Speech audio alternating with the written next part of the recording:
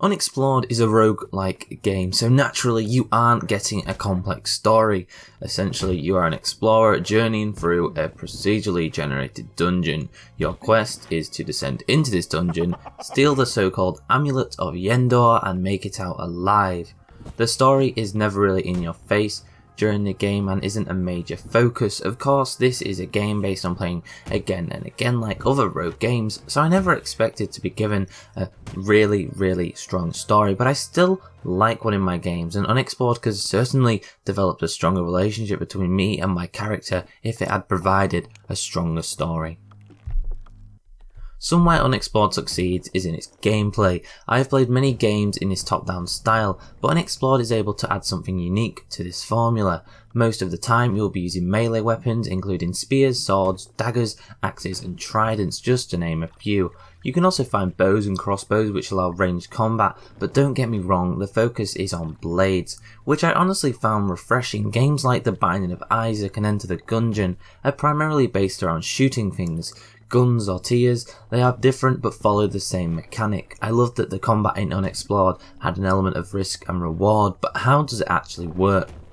You hold two different weapons at once, or one if you are carrying a heavier weapon such as a sword, for example. Whatever partnership of weapons you have, or whatever type of weapon each one is, they all operate differently and work together in so many different ways. By default, for example, you have a dagger and a sword. The sword can attack passively if you walk into enemies, or you can stab with it to deal a stronger, rechargeable attack. The dagger is throwable and deals less damage than the sword, but recharges quicker. This is, as I said, only a brief example, but is how the general combat works. There is a decent amount of variety here. I certainly felt that each run was aided by the different mechanics of each weapon class.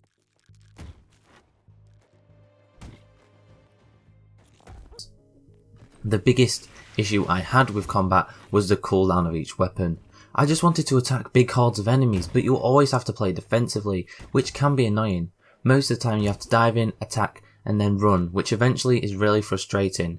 One of my favourite things about rogue games is the fact that eventually you can really become a very strong and overpowered character as you progress, but I never felt that in unExplored.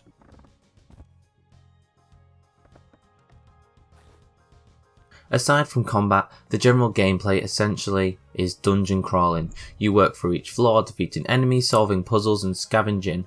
I love that the potions you find can either help or hinder you, and you never know which. It can be a little annoying, but I found the balance between buffs and beatdowns fairly even. It certainly mixed up runs where I get loads of buffs making my character overpowered.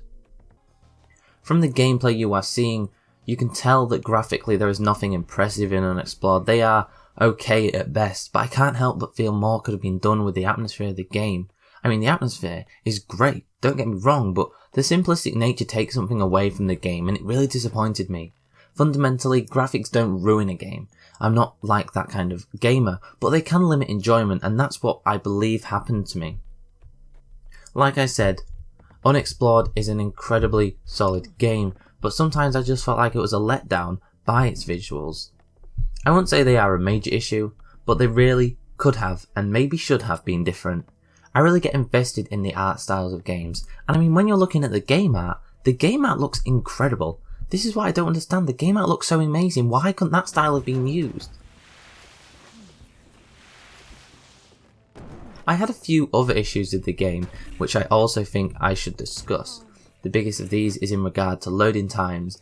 They are long, and when I say long, I mean they can be a couple of minutes long. It is insane how long some of these loads are. And not only that, but the game actually stops during my playtime to load parts of the dungeon. This is nonsensical to me, because it happened constantly, never enough to be frustrating, but it was 100% a significant issue in the game. I would assume this is something to do with port optimization, and although I hope it would be a simple fix, it definitely needs to be addressed in future updates. A game shouldn't be released with an issue like this.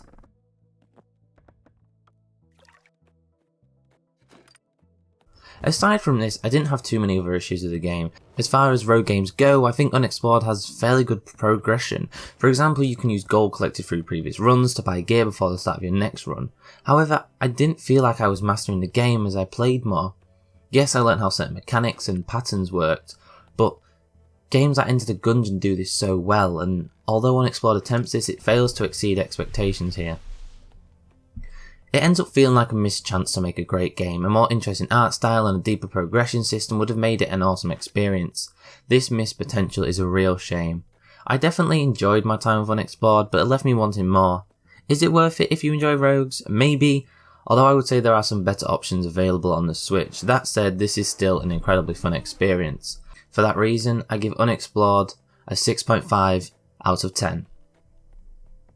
I hope you guys enjoyed this review of unExplored for the Nintendo Switch. Be sure to go check out the written version of the review if that takes your fancy, which will be down in the description. On behalf of Nindie Nexus, my name is Tom, also known as the XV Project. Thank you so much for watching this latest video review. Peace out.